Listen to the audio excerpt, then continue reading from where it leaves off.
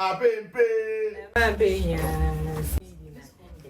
you guys are so bien for that's what you don't finish.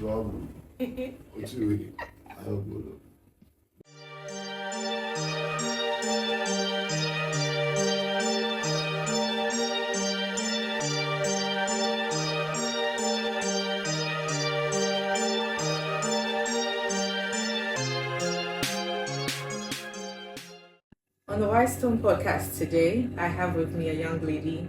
She goes by the name Grace.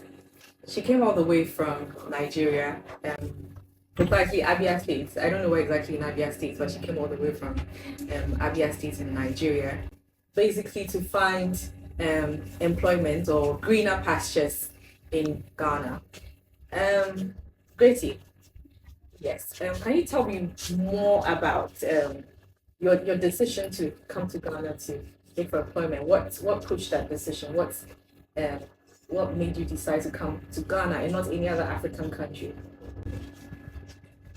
Okay, I grew up in the trenches. Mm-hmm. Yeah, I grew up in a family of 7 girls, and got the I'm the first daughter. So yeah, growing up wasn't that easy. So at a point, they had to stop my younger sister's school so I can take my senior year since I'm almost done with school. So at a point, I was not like, since I'm the first child and see my family strive, I had to get something doing and help them. So, and in Nigeria, finding work, especially as an undergraduate, it's somehow hard. Even if you get some, the pay it's not. Yeah, so I had to try somewhere else. And God willing, I have a friend in Ghana. Since I don't have anybody in other countries, so since I have a friend in Ghana, I was like, oh, since I have somebody here, let me try my luck. Yeah. So you actually felt it would be easier to make more money in Ghana. That's your reason for coming here. Yes, like they said, how will I put it? According to what the person told me, I was like, oh, come to Ghana, there is money in Ghana, more like Nigeria. Most especially the way people used to talk about Ghana back in Nigeria, be like, oh, I want to go to Ghana. Oh, there is money in Ghana. I was like, what's so special about this Ghana? I was like, oh, okay, let me try my luck. So I had to make him up. Although it wasn't that easy, because for a parent watching your daughter, not like she's like 30 or something, yeah, she's still in her youth age, so it wasn't that easy. So they still had to just take the grace of God before they allowed it to come. So you got here, and where did you settle? Okay, so I was staying with that friend of mine. Yeah, so I was staying with a friend of mine, where I started to, since I wasn't able to get work because based on the fact that I'm a Nigerian, so at a point it was hard for me to get a job. So I had to go learn how to cut a haircut. Yeah. So it's funny, right?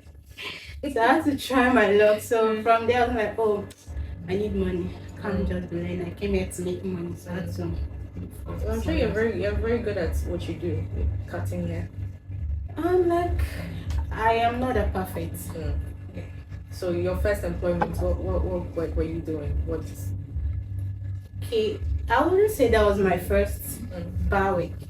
I've actually worked in a hotel, and I think that's my first hotel in Nigeria. In Nigeria. What about Ghana? What was your first employment?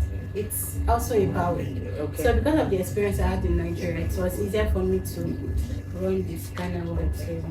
So you never actually worked with the barbering that you meant, shaving hair, cutting hair? Actually, that one I didn't learn till the end. Like I had to stay and learn. Even if it's 3 months, you have to finish it so it can be so perfect. So I had to just learn for a month. And because I want, and second thing was this online thing, where you are watching online, you see your age mates, they are doing all these other things. Oh yeah, I don't want to learn work again. I had to go and work.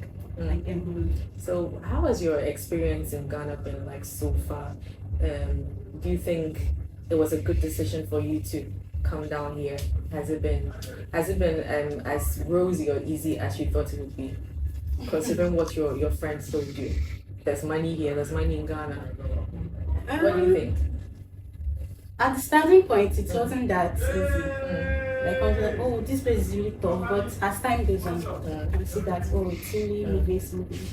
Just have to calm down, get something doing. Then Do you think maybe the exchange rate helps? When you make money here, you take it to Nigeria. Yeah, Probably makes as for that one, a bit more sense. As for that one is Yeah. definitely that one is because yeah, sometimes I'll see people be like, okay, let me take for instance, I want to rent a house. You'll be like, oh, how much is the rent? They'll be like, it's 6,000 a year. The Ghanaians will be like, oh, Charlie, it's cool. They hate you. I don't know what they say, but it's cool.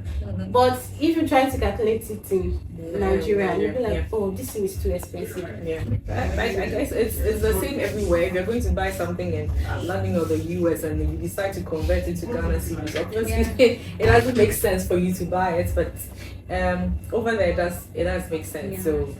And we in Nigeria, we always have this mindset of making the money here and enjoying this there because we do convert the weight. But you can't be doing that for long. You got to eat. You got to pay bills. So you have to just calm down and adapt. So have you regretted your decision coming to Ghana, or you think it was the best decision for you to take? Okay. If you had to redo it, would you still make the same decision? Considering the circumstances. Let me just put one thing, like sometimes some friends would be like, oh, will you go back to Nigeria? Me, because of how organized, I'll be like, no, I'm not going back to Nigeria. Even if I go back to Nigeria, I won't come. Like, I'll still come back to Ghana and be like, oh, Charlie, if you go, you'll not come again. But deep down, me, I don't want to go back to Nigeria. Yeah, I like here. Here is cool. Just with time. You think things will get better? Yeah, me, I can't go back to Nigeria. Considering the way things are. But currently Ghana is also equally very hard. Yeah, day by day things are getting more expensive, but you can't compare to Nigeria. Nigeria. You can't compare. Imagine two African countries comparing which one is better. You can't compare. Let me use for instance, the last time I sent my mom just 400 CB, convert it to be like 40,000 naira. She'll be like, oh Jesus. So one of my friends, she WhatsApped me and she was like, your mother was like, she was giving testimony, come and see what my daughter surprised me. All this now, I was like, oh, what is the big deal? Just 400 a day. Here I said we can't even use it for anything. For practically anything, but over there it's something. It's something, it can do something. Yeah, but here it's nothing. Okay. So do you have any words out there for any young girl probably struggling or going through something and wants to take a decision, probably wants to find employment in Ghana, or do you have any words, anything you want to say? Do you think how do you think other people can benefit from your experience? Yeah, sometimes some of my friends, they do chat me, they'll be like, oh Grace, you are enjoying me, I want to come, link me, I want to come.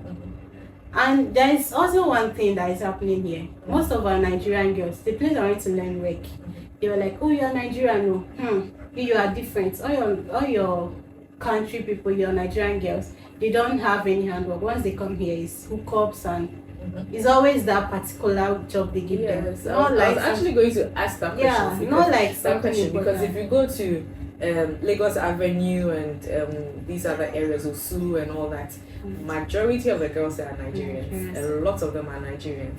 And you reach out to them, you ask them questions, and you're like, oh, somebody told me to come for work, and you wonder, is that the only thing that they were able to find? Because most of them seem to enjoy what they are doing as well. They seem to enjoy it, and even when they are done with whoever initiated them into it, they also continue as madam. So meaning they are enjoying. All of them, once they come here, their only mindset is no job. We want fast money. They don't want to do legit. There is definitely legit job here in Ghana for Nigerian girls. Just that they don't want to calm down. They want the quick money. Were you ever enticed, or did you ever consider like going into something like that? Yeah.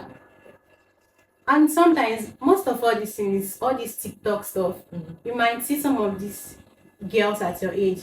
Their guys are buying them car and all these things, iPhones. Now it's iPhone. If you don't have iPhone, you are not part of the game. So I honestly don't know what the craze is with iPhone. I'm a Samsung person. Everybody wants iPhone. So once you have a guy like this and the guy isn't buying the iPhone for you, feel like, oh Charlie, this guy he doesn't want it. So I have to just go. Shebi is just buy, just like that. They'll give you like the money you want. So it's just. But at a point, you have to advise yourself. If you truly know where you are coming from, you have to advise yourself. Like me, I'll use myself as an example. My mom is my role model. She really tried. She's the one pushing the family. Actually, at my age, I shouldn't be struggling by myself. I should still be at home here. But I have to go out. So that's just it. There are some people that still knows where they come from. They have the mindset of, oh, I'm going out. My all intention is to take care of my family, then plan my future.